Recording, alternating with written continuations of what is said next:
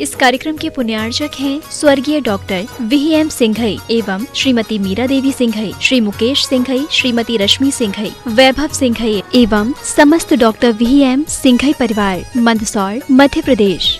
Firm Vaibhav builders and developers, Vijay real estates, Vaibhav construction, Paras builders and developers.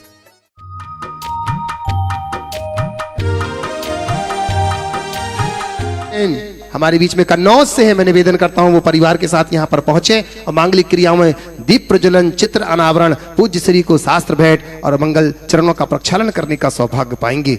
बंधुओं, ये सौभाग्य के क्षण है हम सबके लिए कि ऐसे मांगलिक कार्यों में शामिल होने का इन्हें सौभाग्य मिला। बंधुओं, मैं आपसे कहना चाहूंगा कि हमारे निवेदन पर अनेक लोगों ने आज गुणायतन से जोड़ने की स्वीकृति दी है। मैं निवेदन करता हूं, आज गुणायतन से जो जुड़े हुए हैं श्री चंद्रगुप्त जी, जिंदास जी, इंगलवार, छाया इंगलवार, देशभूषण जी, अभिनंदन जी, सागर जी, सोनल जी, स्वाति जी, दीपिका जी, सा जी, दक्ष जी, पुणे से हमारे बीच में बंधुओं, इन्होंने संस्थापक सदस्य के रूप में गुणायतन से जुड़ने का सौभाग्य पाया है। सूत्रधार के रूप में बंधुओं जो जुड़े हुए हैं ऐसे श्रीमती संतोष रानी जी, रवि कुमार जी, संगीता जी, हीरा जी, मनीषा जी, संजय जी, ज्योति जी, मुकेश जी, मेघना जी, अजय जी, अनुला जी जैन सतना से, और श्री अनिल जी जैन, आकांक्षा जी जैन, प्रांजल जैन दिल्ली से, निर्वाण निधि से सूत्रधार के रूप में जो जुड़े हैं विजय कुमार जी जैन आगरा से, श्री महेंद्र कुमार जी, श्रीमती सुलोचना जी, राहुल जी, पुनीता जी, वंदना जी, प्रियल जी इंदौर से, और श्री मुकेश कुमार जी, श्रीमती सुरेखा जैन, बाबूलाल जी वैद, श्री राकेश कुमार जी वारा वाले जो कि आज सूत्रधार के रूप में जुड़े हुए हैं, नितिन जी जैन अजमेरा, आरती जैन अजमेरा, संचित जैन अजमेरा, सौम्या जैन अजमेरा लंदन से बंधुओं, इन्होंने भी सूत्रधार के रूप में आज गुणायतन से जुड़ने का सौभाग्य पाया है। इनको बहुत बहुत बहुत बहुत गुणायतन और सेवायतन परिवार अभिनंदन व स्वागत करता है। बंधुओं, निर्वाण सारथी के रूप में जो आज गुणायतन से जुड़े हुए हैं श्री पद्म कुमार जी, पद्मा जी बाकलीवाल इंदौर से, निर्वाण निधि से निर्वाण सारथी बने हैं श्री मूलालाल जी जैन, सुपुत्र श्री प्रभु राम जी जैन वेल्लोर, और श्री निर्वाण सारथी, निर्वाण निधि से निर्वाण सारथी के रूप में जुड़े हैं उज्जवल जैन, सुपुत्र श्री सुधीर कुमार जी जैन बड़ौद वाले, बहुत बहुत धन्यवाद। निर्वाण मित्र के रूप में जो जुड़े हुए हैं श्री विपुल भाई जी, हसमुख भाई जी साह मोरवी से, श्रीमती चंदा देवी धर्मपत्नी स्वर्गीय प्रकाश चंद जी बघेरवार, कुशाल चंद बघेरवाल जो इंदौर से निर्वाण मित्र के रूप में जुड़े हुए हैं, बहुत बहुत बहुत बहुत बहुत बहुत धन्यवाद। बंधुओं, निर्वाण निधि के रूप में जो गुणायतन से जुड़ने वाले हैं श्रीमती प्रतिभा चौधरी, रविंद्र जी चौधरी इंदौर से, दीपाली पंकज साह मालेगांव नासिक से, और देवेंद्र जी अजमेरा। मैं निवेदन करता हूं गया से आ रहे हैं पूज्य गुरुदेव के चरणों का प्रक्षालन करने के लिए। दीपाली पंकज साह मालेगांव नासिक से जे निर्वाण निधि के रूप में जुड़े हैं। इंद्रजीत जी जैन, श्रीमती सुनीता जैन भोपाल से, श्रीमती पुखराज जी जैन, सुरेंद्र कुमार जी पोखरणा भीलवाड़ा से, श्री सुधीर जी जैन, मनोज कुमार जी, मुकेश कुमार जी दमोह से, श्री कमलदीप जी, श्रीमती पूनम जी जैन दिल्ली से, श्रीमती शशिबाला जी जैन, अभय कुमार जी जैन दिल्ली से, श्रीमती मनोरमा वगेरवाल, श्री नरेंद्र कुमार जी वगेरवाल कोटा से, सुरेंद्र जी बंसीलाल जी जैन ठोले, शोभा जी सुरेंद्र जी जैन ठोले अहमदनगर से, और महावीर हीराचंद जी चंकेश्वर अकलूज सोलहपुर से। बंधुओं, ये सब निर्वाण निधि के रूप में गुणायतन से जुड़े हुए हैं। बंधुओं, मैं आपसे निवेदन करना चाहूंगा, इस गुणायतन की विभिन्न सदस्य योजनाएं एवं निर्वाण योजनाओं से जुड़ करके आप गुणायतन को अति शीघ्र पूर्ण करने में अपना सहयोग प्रदान कर सकते हैं। बंधुओं, एक बहुत अच्छी बात मैं आपसे कहना चाहूंगा,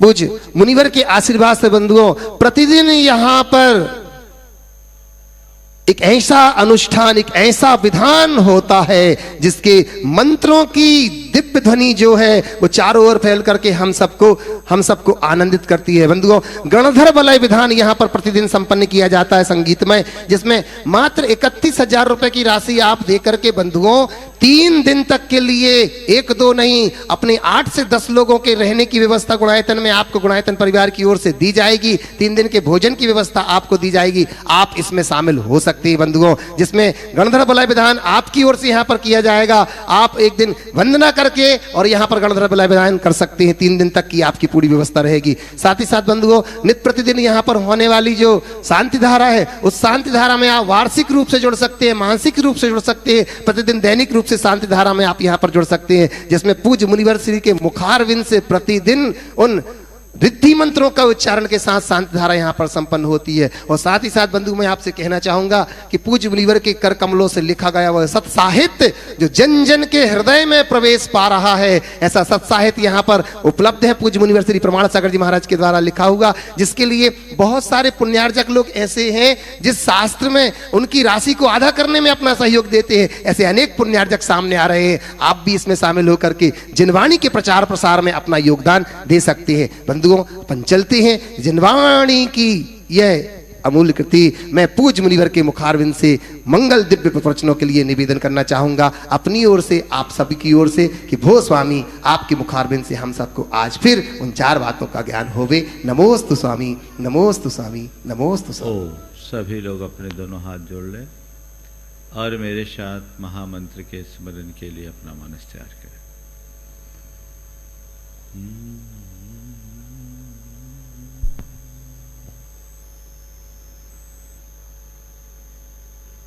नमो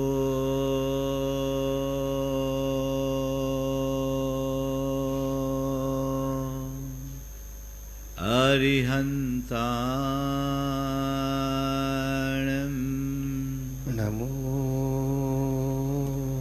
अरिहन्ताणं, नमो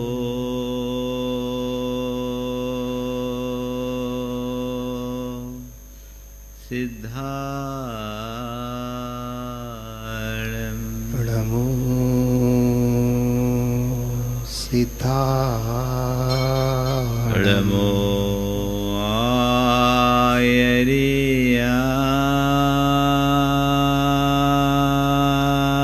आयर्याणं, नमो आयर्याणं, नमो उवज्झायाणं, नमो वज्जायाणं, नमो लोये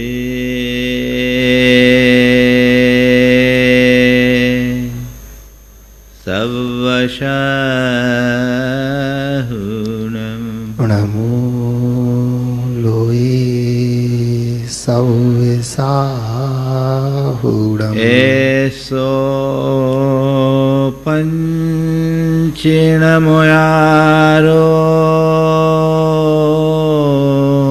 एसो पंचिणमुयारो, सवपावपनाशिनो, सव्यपावपनाशिनो, मंगलालं च सवेशिं, मंगलानं च सवेशिं, पढ़मं होय मंगलम, परमं होय मंगलम। जय बोलो देवादिदेव एकाधराट श्री भगवान महावीर स्वामी की जय जय जय। अहिंसा परमो धर्म की जय जय जय। परम पूज आचार्य गुरुवर श्री विद्यासागर जी महाराज की जय जय जय। गुणायतन प्रणेता शंका समाधान करता भावना युग प्रवर्तक पूज्य मुनिवर श्री प्रमाण सागर जी महाराज की जय जय जय। मुनिवर श्री अरह सागर जी महाराज की जय जय जय। जीवन सभी जीते हैं, लेकिन जीने का अंदाज सबका अलग अलग होता है। धर्म हमें हमारे जीने का सही रास्ता बताता है। जीवन जीना और जीवन का रस लेना, इन दोनों में बहुत बड़ा अंतर है। जीवन एक पशु भी जी लेता है, लेकिन जीवन का रस केवल वे ही लोग ले पाते हैं जो जीवन के मर्म को समझते हैं, धर्म का आचरण करते हैं। संत कहते हैं तुम्हें ये जीवन मिला है तो मर्म को जानो मर्म को पहचानो और अपने जीवन में धर्म को आत्मसात करने की कोशिश करो।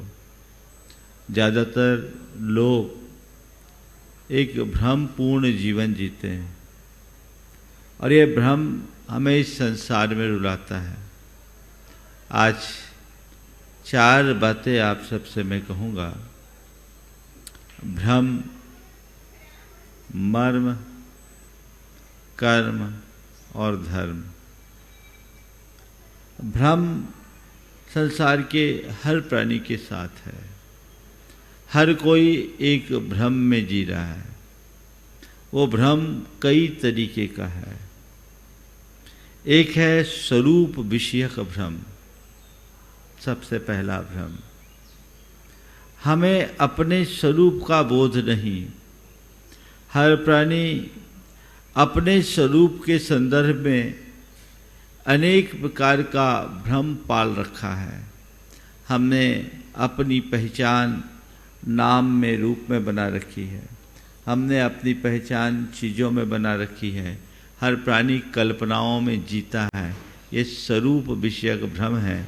ये भ्रम जब तक जीवित रहेगा तब तक हम अपने जीवन का उत्थान नहीं कर सकते। विगत दिन मैंने आप सबसे कहा था कि जीवन के यथार्थ को जानने के बाद ही हम अपने जीवन का उद्धार कर सकते हैं। स्वरूप की पहचान हो कि आखिर मैं हूँ कौन। जब तक हम इसे नहीं समझेंगे तब तक हम उलझ करके ही रहेंगे। जैसे एक बच्चा है, सरोवर में प्रतिबिंबित चांद को देखकर वो उसे चांद मान लेता है कि देखो कितना सुंदर चांद आज धरती पर आ गया। जानने की बात केवल इतनी सी है कि चांद वहां दिख रहा है, यथार्थ में चांद वहां है। बोलो, हाँ दिख रहा है ना, यथार्थ में तो नहीं है। जो इस सच्चाई को जानता है वो भ्रमित नहीं होता, और जो इस सच्चाई से अनभिज्ञ है वो भ्रमित हो जाता है। वो उसे ही चांद मानकर उसे पकड़ने की चेष्टा करते हैं। संत कहते हैं तुम्हारे साथ भी आज तक यही कुछ होता रहा है। जीवन के यथार्थ से अनभिज्ञ रहने के कारण जो बाहर दिख रहा है तुमने उसे ही सब कुछ माना। यथार्थ में जो है उसकी तरफ तुम्हारी दृष्टि ही नहीं गई। उस यथार्थ को पहचानो कि आखिर में असलियत क्या है, वास्तविकता क्या है, जीवन की सच्चाई क्या है। मैं कौन हूं? ये शरीर नहीं, ये बाहर की चीजें नहीं, ये भ्रम है। जैसे कोई व्यक्ति दूर से ठूंठ को देख करके ही आदमी मान ले तो उसे हम क्या कहेंगे? लेकिन ये भ्रम हो जाता है जब हम दूर से देखते हैं तो ठूंठ दिखता है, उसमें भी हमें किसी व्यक्ति के होने का भ्रम हो जाता है। लेकिन उस भ्रम का निवारण होता है तब जब हम निकट पहुंचते हैं तो या उसे गौर से देखते हैं, नहीं ये व्यक्ति नहीं है, व्यक्ति की मुद्रा इतनी स्थिर नहीं हो सकती, ये कोई ठूंठ ही होना चाहिए। बस ऐसे ही जब तक व्यक्ति अपने स्वरूप की तरफ दृष्टि नहीं रखता, अपनी आत्मा के साथ निकटता नहीं लाता, तब तक उसका भ्रम निवारण नहीं होता। और जब तक ऐसे भ्रम में जीता है तब तक वह संसार में उलझ करके रह जाता है। तो सबसे पहला भ्रम है स्वरूप विषयक भ्रम। दूसरा भ्रम है अस्तित्व विषयक भ्रम, सत्ता विषयक भ्रम। मैंने जान लिया कि मैं एक आत्मा हूं, बाकी मुझसे पृथक जितने हैं वे सब अनात्मी हैं। आत्मा हूं, बाकी सब अनात्मा मुझसे भिन्न है, मुझसे पृथक हैं। लेकिन उनके प्रति भी हमने एक भ्रम पाल लिया उनके स्थायी होने का। वो स्थायी हैं, मुझसे भिन्न है, मेरे पास है, मेरे काम के हैं, टिकाऊ हैं। ये अस्तित्व विषयक, सत्ता विषयक भ्रम है जो जड़ संयोगों में स्थायित्व की मान्यता हमारे मन में जन्म देती है। ये भ्रम हमारे मन में अहंकार को जन्म देता है, जब हमें आकुल व्याकुल बनाता है। हमारी जो कुछ भी चीजें, धन संपत्ति, परिवार परिजन, यहाँ तक कि शरीर जिसका मेरे साथ संबंध जुड़ा हुआ है, ये स्थायी नहीं है, पानी के बुलबुले के समान है, इंद्र धनुष के समान है, चंचल बिजली की भांति है। अभी है, अगले पल रहे या न रहे कोई पता नहीं, क्षण भंगुर है। लेकिन हमारा भ्रम है जो क्षण भंगुर को भी शाश्वत मान करके चलता है। तीसरे प्रकार का भ्रम है संबंध विषयक भ्रम। संबंध विषयक भ्रम मुझसे भिन्न है और उन्हें मैंने अपना मान लिया। अपने आत्मा के स्वरूप को जानना न जानना स्वरूप विषयक भ्रम। शरीर आदि को आत्म रूप मानना स्वरूप विषयक भ्रम है। आत्मा से भिन्न पर पदार्थों में स्थिरता का बुद्धि रखना उनके अस्तित्व या सत्ता विषयक भ्रम है। और संबंध शरीर को आदि लेकर पर पदार्थों में ऐक्य बुद्धि रखना, उनमें एकत्व मान करके चलना, उन्हें अपना और अपना ही उस रूप मान करके चलना, ये संबंध विषयक भ्रम है। जैसे दूध और पानी मिलकर एक मेक दिखते हैं, लेकिन वो एक मेक है नहीं, वो पृथक पृथक है। दोनों का स्वभाव अलग है, दोनों का लक्षण अलग है, दोनों एक साथ है जरूर, एक मेक दिख रहे हैं पर है एक नहीं, दो हैं। पर जब हम दो को एक मान लेते हैं तो ये भ्रम है। हमारा शरीर और शरीर के आश्रित अन्न, यहाँ तक कि हमारी आत्मा से जुड़े कर्म भी मेरे नहीं है, मुझसे भिन्न है। ये भाव बोध तब तक नहीं होता जब तक ये भ्रम टूटता नहीं। अभी तो हमने सब भ्रम पाल रखा है। ये स्वरूप विषयक संबंध विषयक भ्रम है। संबंध विषयक इस भ्रम का भी जब तक निवारण नहीं होता तब तक हम अपने जीवन का उत्थान नहीं कर सकते। तो स्वरूप विषयक भ्रम, सत्ता विषयक भ्रम, संबंध विषयक भ्रम, ये भ्रम हमें संसार में उलझाते हैं। इनको हम अपना मान करके चलते हैं तो जीवन में हमेशा उलझ करके रह जाते हैं। हम अपने जीवन के क्रम को जिस प्रकार आगे बढ़ाना चाहिए वैसा बढ़ाने में समर्थ नहीं हो पाते। जब तक इस भ्रम का निवारण नहीं होगा तब तक कल्याण नहीं हो सकता। पर भ्रम का निवारण तभी होगा जब हम जीवन के मर्म को जानेंगे। तो मर्म को पहचानिए, भ्रम को तोड़िए। ये 3 प्रकार के भ्रम की बात की, अभी चौथे की भी बात मैं आप सबसे करूंगा। जब तक इनका निवारण ओम जब तक इनका निवारण नहीं हो तब तक हम अपने जीवन का उत्थान नहीं कर सकते। तो कैसे इनका निवारण हो, इस भ्रम का निवारण कैसे हो? सबसे पहली बात स्वरूप। ये हर पल भावना भाव कि आखिर मैं कौन हूँ, मेरा क्या है, मैं क्या कर रहा हूँ, मुझे क्या करना चाहिए। अपने विषय में सामान्य तौर पर व्यक्ति अपने आप को देखने के लिए, जांचने के लिए, परखने के लिए किसका आलम्बन लेता है? किसका आलम्बन लेता है? सुबह से रोज आप किसको देखते हैं? किसको देखते हैं? आईना को देखते हैं, है ना। आईना में तुम्हारा ये बाहर का प्रतिबिंब दिखाई पड़ता है ना। आईना में ये बाहर का प्रतिबिंब दिखाई पड़ता है। संत कहते हैं बाहरी प्रतिबिंब को देखने की जगह अंतर के बिंब को देखने की कोशिश करो।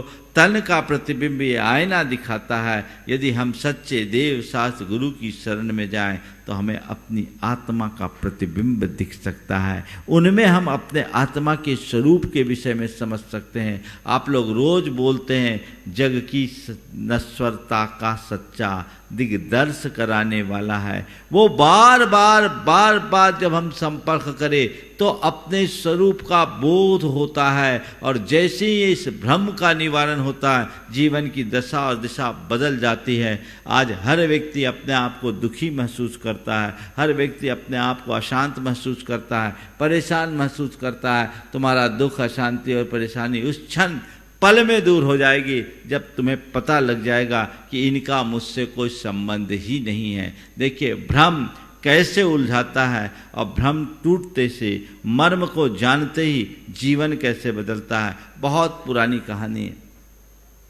एक शेर का बच्चा जन्म के कुछ क्षण बाद उसकी माँ मर गई।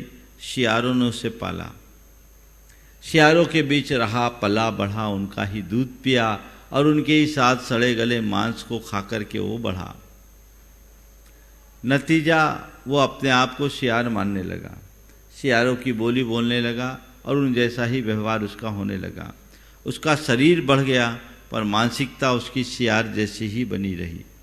एक दिन किसी एक शेर की दृष्टि उस पर पड़ी।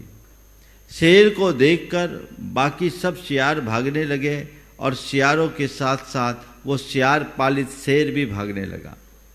शेर को ये देखकर बड़ा अचंभा हुआ कि ये बब्बर शेर, मुझे देखकर तो इसे मुझे चुनौती देनी चाहिए। मेरे सामने ये शियारों जैसा आचरण कर रहा है, ये ठीक नहीं। वो आकर के उसे रोका, कहाँ जा रहे हो, तू तो शेर है, मुझसे आ, मुझसे चैलेंज दे, मुझे चैलेंज दे, मुझसे भीड़, अपना पराक्रम दिखा। तो शियारों जैसा कहाँ क्या कर रहा है। उसने अपने दांत निपोरते हुए कहा, अरे महाराज आप क्या मजाक कर रहे हैं, मैं शेर कहाँ, मैं तो शियार हूँ। मैं मजाक नहीं, तुझे सत्य का एहसास करा रहा हूँ। मैं मजाक नहीं, सत्य का एहसास करा रहा हूं। तू शेर है, शेर पहचान। मैं शेर हूं? हाँ, मैं तुझे कह रहा हूं तू शेर है, शेर पहचान, पहचान।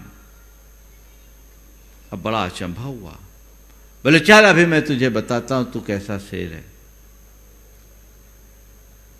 बाकी शियार तो सब भाग गए थे। शियार पालित शेर को लेकर शेर पास में बहती हुई एक नदी के निकट गया।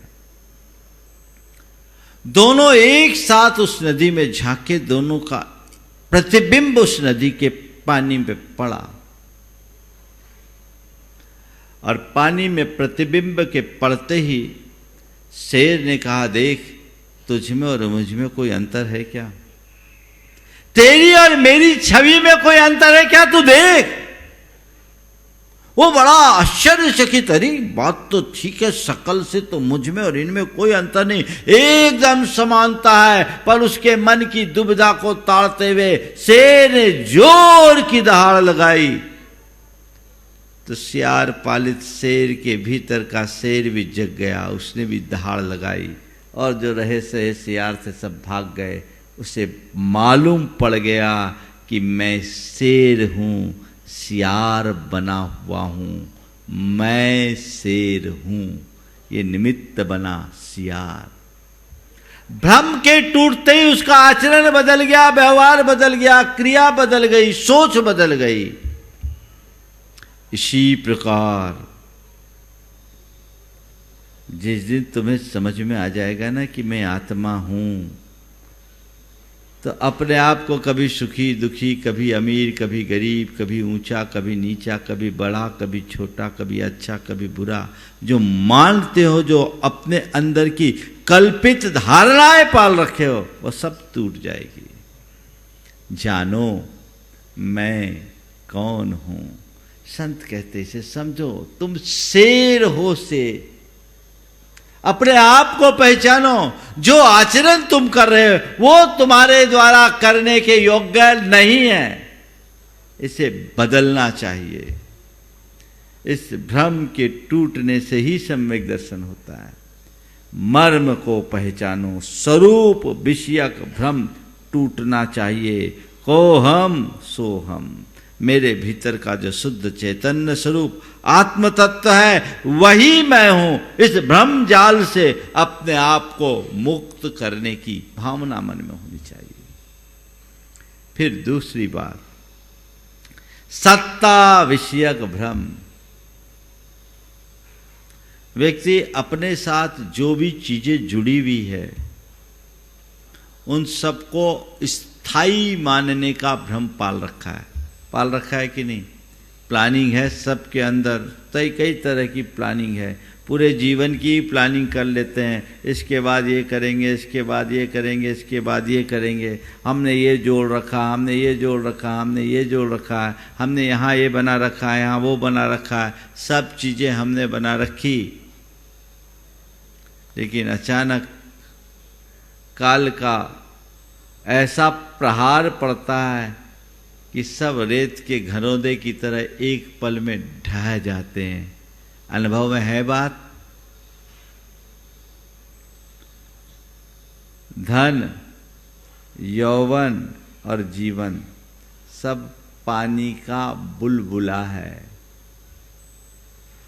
कभी एहसास होता है, ऐसा मन में आता है। हम लोग बचपन से ये बात सुने, राजा राणा छत्रपति हाथिन के असवार, मरना सबको एक दिन अपनी अपनी बार। ये तो हमें बचपन से सिखाया गया। अंदर से मानते हैं, मानते सबको मरना है, पर अभी हमें नहीं औरों को मरना, हम तो अमर आके होके आए हैं। ऐसा ये भ्रम है। भंगुर को शाश्वत मानना भ्रम है, नश्वर को अविनश्वर मानना भ्रम है, अनित्य को नित्य समझना भ्रम है, अस्थाई को स्थाई मानना भ्रम है। और यही भ्रम दुख का कारण है। जिस दिन इस सत्य को समझ लोगे तुम्हारा भ्रम निवारित हो जाएगा, जीवन की दिशा दशा सब बदल जाएगी। मैं आपसे एक बात पूछता हूं, आपके साथ कई तरह की चीजें होती हैं, आपके पास होती हैं। कुछ चीजें ऐसी होती है जो बहुत टेम्परेरी होती है, टूट फूट जाए तो आपके मन में कोई फर्क पड़ता है क्या? नहीं। पर कोई प्रीशियस चीज़ हो, कीमती चीज़ हो, और आपने जिसे बहुत अच्छी और स्थायी मान रखा है, वो अगर टूट फूट जाए तो तकलीफ होती। संत कहते हैं संसार की कितनी भी कीमती चीज़ क्यों ना हो, टिकाऊ नहीं है। ये बात दिमाग में रखो।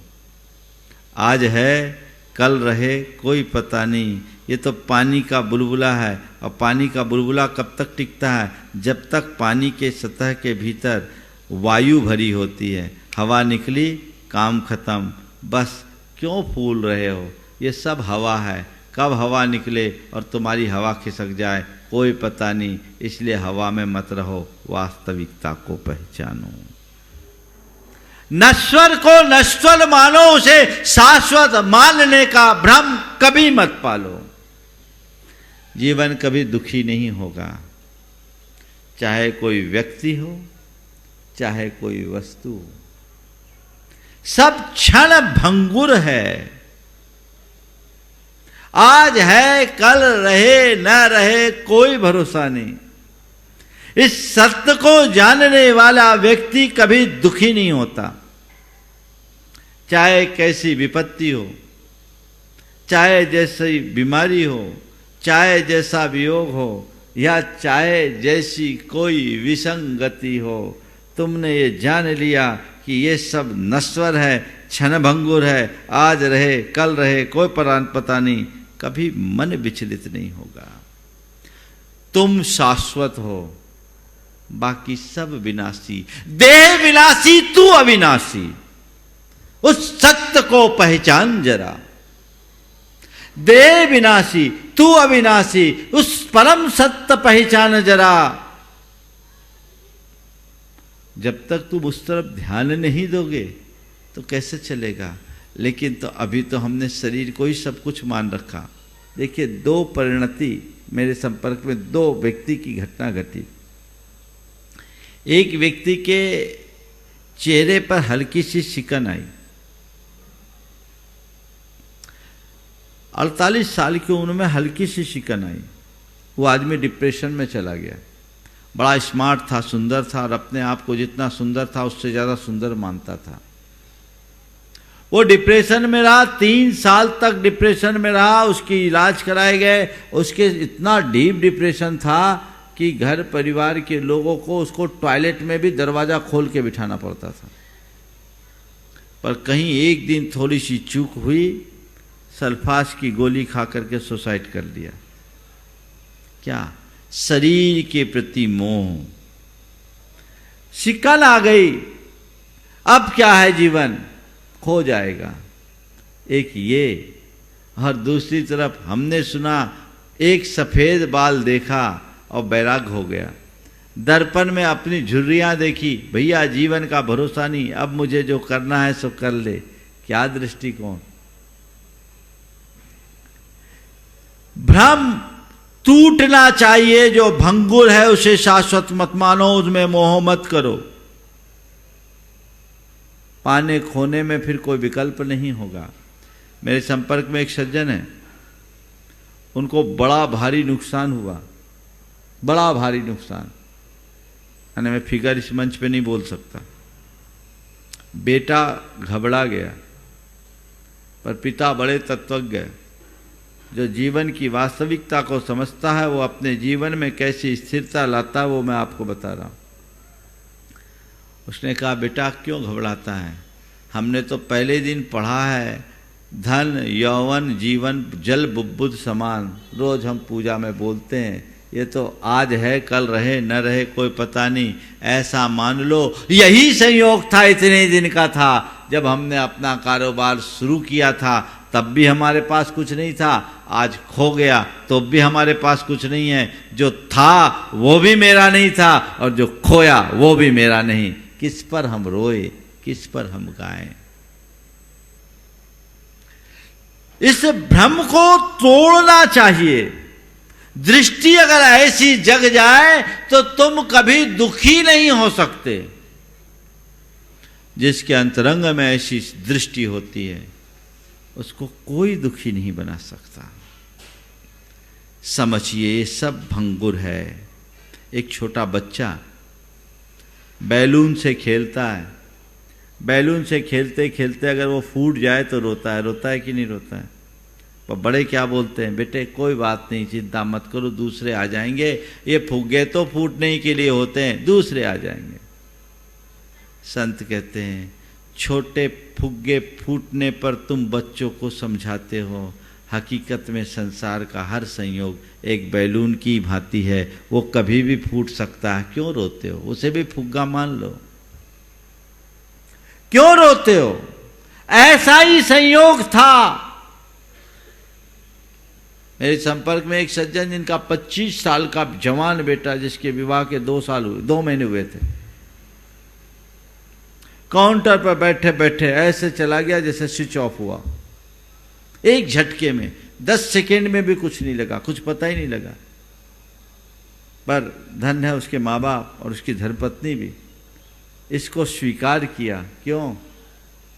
यही तो हम समझते हैं, जीवन का कोई ठिकाना नहीं, पानी का बुलबुला है, आज रहे कल न रहे, उसका इतना ही संयोग था। जो वास्तविकता को जानते हैं, जो मर्म को पहचानते हैं, उनके जीवन में कभी दुख नहीं होता, और जो भ्रम पाल के रहते हैं वे कभी सुखी नहीं होते। ये भ्रम टूटना चाहिए। सब नाशवान हैं, कुछ भी स्थायी नहीं है। आज है कल रहे न रहे कोई ठिकाना नहीं। लेकिन आदमी की स्थिति क्या है? इन पंक्तियों में चरितार्थ होती। नाम तो उसके कई हैं, पर मैं प्यार से उसे आदमी कहता हूँ। आजकल उसकी दिनचर्या कुछ इस प्रकार की है, वह सुबह से सोने तक गंगा की बहती धार में खूंटे गाड़ता है। वह सुबह से सोने तक गंगा की बहती धार में खूंटे गाड़ता है। कभी कभी वो बाएं हाथ से खूंटे को पकड़कर दाएं हाथ से मुगरी से उसे ठोकता है कि खूंटा नीचे उतर आता है। सोचता है चलो एक तो ठुका, ठोकता है कि खूंटा नीचे उतर आता है, सोचता है चलो एक तो ठुका, अब वो आगे बढ़े कि तभी वह देखता है उसका वह खूंटा कुछ दूर उचक कर बहा जा रहा है। अब वो आगे बढ़े और तभी वह देखता है उसका वह खूंटा कुछ दूर उचक कर बहा जा रहा है। यूं ही दिन ढल जाता है, आदमी सो जाता है, प्रभात होता है और वो अपने खूंटे और मुगरी लेकर अपने स्थान पर आ डटता है। यूं ही दिन ढल जाता है, आदमी सो जाता है, प्रभात फूटता है, आदमी अपने खूंटे और मुगरी लेकर उस अपने स्थान पर आ डटता है। उसकी ये चाह है, ध्यान देना, उसकी ये चाह है इस अनंत प्रवाह में उसके खूंटे थमे। उसकी ये चाह है कि इस अनंत प्रवाह में उसके खूंटे थमे और वह अपना तंबू उनके सहारे तान कर आराम से उसमें सोए कि सोया ही रहे।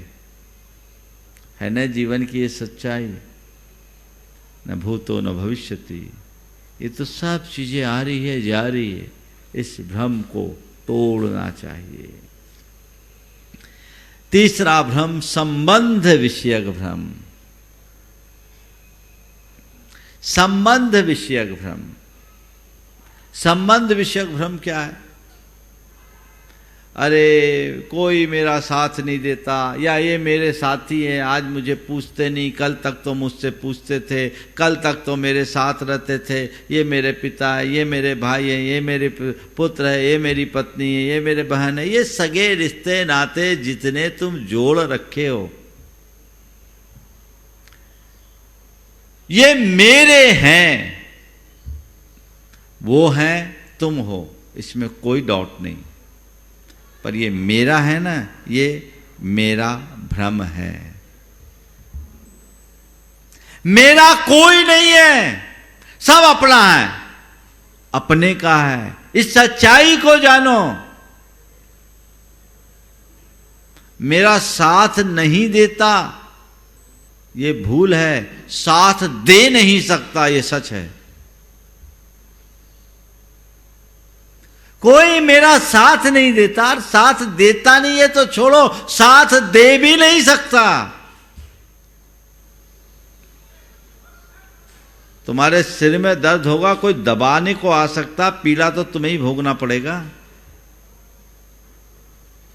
कष्ट तो तुम्हें ही भोगना पड़ेगा। कौन किसका साथी? सब अपने अपने का है। इस सच्चाई को जो जानता है वो व्यामोह में नहीं फंसता, वो सबके साथ रहता है, अपने में रमता है।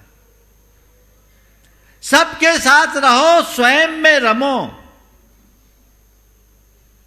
नदी नाव संयोग है। जैसे ट्रेन में सफर करते समय अनेक लोग रहते, एक ही कंपार्टमेंट में बैठते हैं, गपशप करते हैं, बड़ी प्रगाढ़ता और आत्मीयता आ जाती है, लेकिन जैसे ही सामने वाले का पड़ाव आता है वो अपने स्टेशन पर उतर जाता है, बस थोड़ा बहुत कह दिया, फिर आएंगे दोबारा, फिर मिलेंगे, तय करके काम खत्म। हाँ जरूर, ज़्यादा है तो नंबर शेयर कर लोगे आजकल आप लोग, और क्या करोगे? यही है ना। आपके साथ बहुत मीठी यादें लेके जा रहा हूं, पर जा रहा हूं लेके, रख नहीं पा रहा हूं। एक दिन सबको जाना है, इसलिए संबंधों को में रहो। संबंध रहे, संबंध बनाए रहे, उसमें कोई दिक्कत नहीं है, पर संबंधों में भी बोध हो, बोधपूर्ण संबंध हो। ये नदी नाव संयोग है, हम साथ हैं पर एक नहीं है। चीजें मेरे पास है, मेरी नहीं है, मेरे साथ है, मेरे नहीं है। ये समझ जिसके अंतरंग में विकसित हो जाती है वो कभी दुखी नहीं होता। ठीक है, ऐसा ही योग है। ये संसार का क्रम चलता है, चलते ही रहता है। ऐसी दृष्टि अपने अंतरंग में उद्घाटित करनी चाहिए जो जीवन की दिशा और दशा को बदलने वाली है। और चौथा भ्रम है धर्म विषयक भ्रम। धर्म के संबंध में भी भ्रम है जो बहुत उलझाने वाला है। वो भ्रम क्या है? मैं धर्म करूंगा, मेरे सारे रुके काम चले जाएंगे, ठीक हो जाएंगे। मैं धर्म करूंगा, मेरी सारे दुख दूर हो जाएंगे। मैं धर्म करूंगा, मेरी सारी मुश्किलें खत्म हो जाएगी। मैं धर्म करूंगा, मेरी रुकावटें मिट जाएगी। मैं धर्म करूंगा तो बस मैं तर जाऊंगा। ये सब भ्रम है। धर्मी के साथ ये सब हो सकता है, पर धर्म से ये नहीं होगा। मैं बात को रिपीट कर रहा हूं। धर्मी के साथ ऐसा हो सकता है, पर यह धर्म से नहीं होता। बल्कि मैं देखता हूं कि उल्टा धर्मी के ऊपर तो इससे विपरीत असर दिखता है। धर्मी को सबसे ज्यादा कष्ट होता है, धर्मी के ऊपर सबसे ज्यादा संकट आते हैं, धर्मियों पर ही उपसर्ग हुए हैं, धर्मियों को ही उपद्रव झेलना पड़ा है। आपने कभी किसी वेश्या पर उपसर्ग सुना? साधुओं और सतियों पर उपसर्ग सुना होगा, वेश्याओं पर नहीं, किसी डाकुओं पर नहीं। ये तो है, धर्मी के जीवन में भी कष्ट आते हैं, धर्मी के जीवन में भी संकट आते हैं, धर्मी के जीवन में भी परेशानियां और मुसीबतें आती है। लेकिन एक धर्मी और अधर्मी में अंतर केवल इतना है कि अधर्मी व्यक्ति मुसीबतों में धर्म का दूसरे बाहरी उपयोग करता है, और धर्मी व्यक्ति मुसीबतों की घड़ी में धर्म का अंतर में उपयोग करता है। जो बाहर से धर्म का आलम्बन लेता है वो मन्नतें मानता है, और जो अंदर से धर्म का आलम्बन लेता वो अपनी मान्यता बदलता है। अंतर केवल इतना है। मन्नतें मानने पर तुम्हारा दुख दूर हो कोई गारंटी नहीं, पर मान्यता बदलते ही दुख दूर होगी, इसमें कोई संदेह नहीं। मान्यता के बदलते ही तुम्हारा दुख दूर होगा। मान्यता बदलो, धर्म हमें सही रास्ता बताता। अरे ये सब है, ठीक है, तेरा नहीं है, बाहर का संयोग है, कर्म का उदय है, तू तद्रूप है कहाँ? तेरा तो कुछ बिगड़ा ही नहीं। सोच, थोड़ा बचपन को याद करो। जब एक छोटा बच्चा गिरता है और गिरता है तो वो रोने लगता है, कहते कुछ नहीं हुआ बेटा, कुछ नहीं हुआ बेटा, घोड़ा कूदा, चींटी मर गई, चींटी मर गई, इतना ही बोलते हैं ना। तो वो बच्चा अपने सारे चोट को भूल जाता है, भूलता है। हमारा आपका सबका अनुभव है, और आज भी बच्चों को ये बात बोली जाती है, और उसको उतना बोलते ही सब दूर हो जाता है। ऐसे ही तत्वज्ञानी समझता है, मैं तो एगो हम शाश्वतो आदा, मैं एक शाश्वत आत्मा हूं। मेरा न तो कुछ बिगाड़ हो सकता है, न सुधार हो सकता है, न मुझे मेरा कोई बना सकता है, न मिटा सकता है, न मैं कुछ पा सकता हूं, न कुछ खो सकता हूं। एक प्रदेश मात्र मेरा इधर से उधर नहीं हो सकता। ये श्रद्धान एक धर्मी के होता है। तो धर्मी चाहे जैसी परिस्थितियां बनती है वो अंदर उपयोग करता है और तत्व ज्ञान से अपने आप को संभाल लेता है, और अधर्मी या अज्ञानी धर्म का उपयोग करेगा। हे भगवान मेटो जी संकट हमारा। अरे भैया तुम तो पहुंच गए मेटो जी संकट हमारा। थोड़ा पारसनाथ भगवान से तो पूछो वो किसके पास गए थे और उनका संकट कितना बड़ा था? तुम्हारे संकट से बड़ा था कि नहीं था? बोलो। 7 दिन तक भयानक उपसर्ग,